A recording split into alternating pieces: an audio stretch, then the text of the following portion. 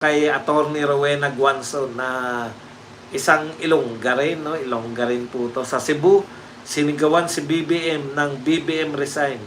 He was met coldly. No hands extended to him. Grabe, no? Grabe po, no? Sinigawan pala si BBM doon ng BBM resign. Naano po ako, no? Kasi as leader, 'di ba? Alam niyo po, pupunta ka sa mga lugar na hindi mo naman napupuntahan gaano. Okay. Sa amin, Samar, gawang Chinese. Titignan natin. Basta so far, so far. Mas gusto ko po yung Robertos kaysa dun sa Mamunlok. Eto maganda to. Ito po yung sinabi po ni Congressman Mark Cojuangco, 2nd District ng Pangasinan. Pangasinan tayo. Sabi po, bakit kasi sa floodplain gumawa ng tirahan? Takaw sa kuna. Ito yung problema rito, no? Bakit daw sa floodplain gumawa ng tirahan? Takaw sa kuna daw po. Parang sinisi nyo pa, Congressman Mark Cojuangco, sinisisi nyo pa po ba ngayon yung mga kung iisipin, pag hindi ka nabahaan, no? Parang, nga, no? Bakit kayo dyan nagtatayo ng bahay? Pero yun nga po yun, no? Congressman Mark Cojuangco, huwag nyo na pong sisihin yung mga nabaha. Pasensya na po kayo. Hindi ko kayo kilala. Ngayon ko lang kayo narin. Alam ko, anak ni Danding yan eh. Nakakahiya naman. Ngayon lang kayo narinig sa buong Pilipinas. Ni Dehenbok, para kayo si Lito Lapid lang nun. Ngayon lang namin kayo narinig.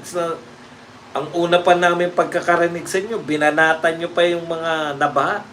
At ang ganda po ng sinabi ng magandang si Bella Padilla. Alam ko kamag-anak din to nila Robin eh. Magkakamag-anak po yung mga Padilla na yan. Si Chasha Padilla, di ba? Yung mga kamag-anak ni Robin. Isa yung tabas, magaganda at magagandang lalaki. Sabi po, respectfully, you don't start giving swimming lessons to a drowning man, sir. You save him first. Correct na correct kayo dyan, no? Huwag nyo na pong turuan lumangoy. Yung mga hindi marunong lumangoy at kasalukuyang nalulunod. Sagipin nyo muna sila bago nyo turuan lumangoy balang araw. Ang galing. Sana itong mga artista na to, ang gagaling po nyo. Sana po sa mga artista na to, gamitin nyo po yung impluensya ninyo, impluensyahan nyo po yung mga tao, na yung tunay po natin problema, corruption po, doon sa flood control. Yung mga nakinabang po, huwag nyo pong isisi sa mga Duterte na naman. Alam nyo po, alam niyo po, pagdating po ng panahon, no? Magkakamag-anak po yan. Pero biro po si Dencio Padilla, kamag-anak din po nila yan. Pagdating po ng panahon, kunwari 50 years from now, magtataka po yung mga tao kung paano nangyari. Kasi buhay pa yung mga video no? Na walang kinalaman sa flood control si BP Sara, tapos siya yung gusto nyong ipa-impeach habang nagkakandamatay sa, in fairness po dito sa Iloilo City, maganda po yung kanilang esplanade, yung mga yung mga mangroves, tsaka kwento nung mga taxi driver, magagaling talaga yung mga taxi driver Grab driver na pala ngayon. Kwento po nung Grab driver, yung nagpagawa kasi ng kanilang flood control project dito, JICA, Japan. Sana Japan na lang pala natin pinagawa lahat, no? Bayaran na lang natin yung Japan. Baka mas tipid pa no? Kasi wala lagay-lagay yun. Hindi ka lalagyan ng Japan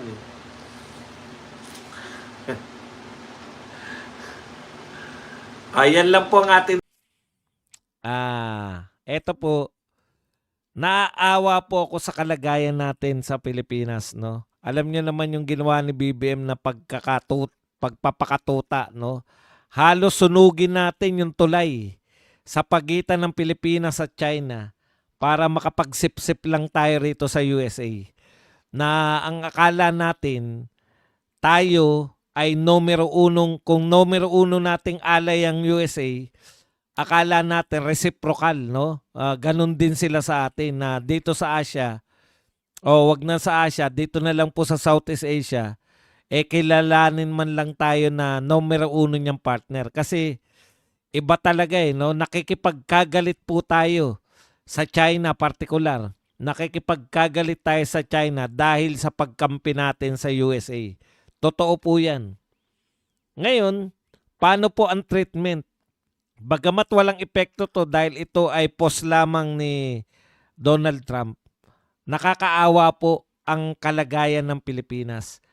Tinuturing natin sila number one nating partner, number one nating kaalyado, pero iba po ang turing sa atin. Basahin ko lang po ang mga sinabi ni Donald Trump dito po sa kanyang post. Hindi ko alam kung sa X to o kung saan niya pinost.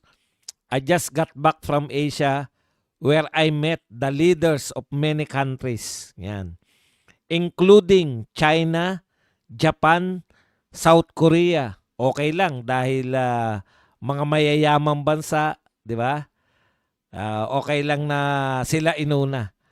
Malaysia, nauna pa Malaysia ang banggitin sa atin. Australia, hindi naman taga-Asia ang Australia.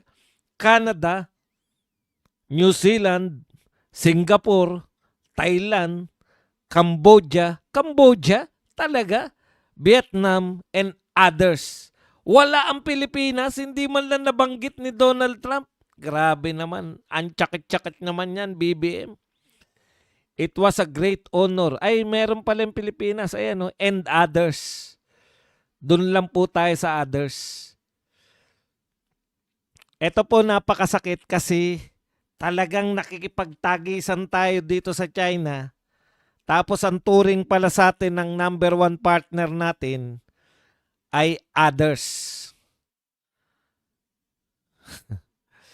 Kawawa naman. Tayo. Ganun tayo ituring, others lamang. Ganyan talaga Gusto yan ng presidente natin Yung treatment na ganyan, di ba? Wala tayong magagawa.